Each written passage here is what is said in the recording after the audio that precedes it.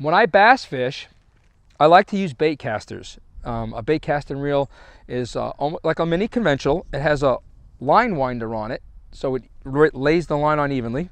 Unlike a spinning reel where you open the bail and cast it, and then you close the bail and you start reeling, with a bait caster you have to adjust the brakes on the reel to effectively cast the lure without backlashing it.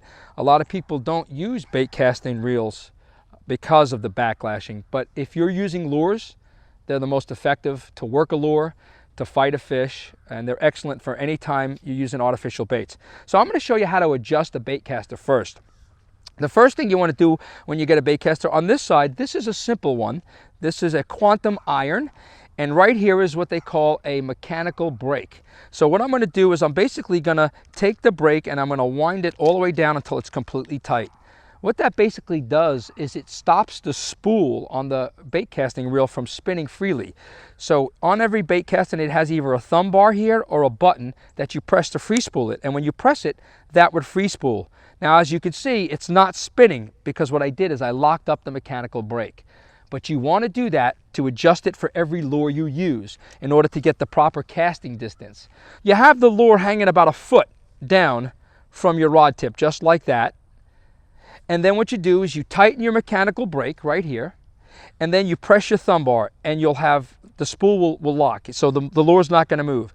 The next thing you're going to do is now you're slowly going to back off the mechanical brake in small increments until that lure starts slowly rolling down to touch the ground. If you go too far and you spin it, you'll backlash. And I'm actually going to show you that right now. What I'm going to do is I pressed in the thumb bar, so now we're in free spool, and I'm going to take this off.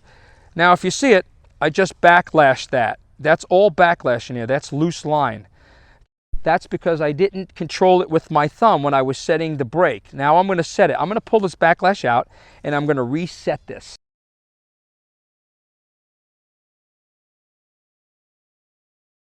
Now I'm going to show you how to properly do that. So I go back to the mechanical brake, and I'm going to tighten it all the way down. I have the lure about a foot hanging from the end of the rod. That's a purple worm with a bullet weight. I took the mechanical brake and I tightened it. Now I'm going to press down the free spool, and you can see again it's locked. It's now locked and it's not spinning.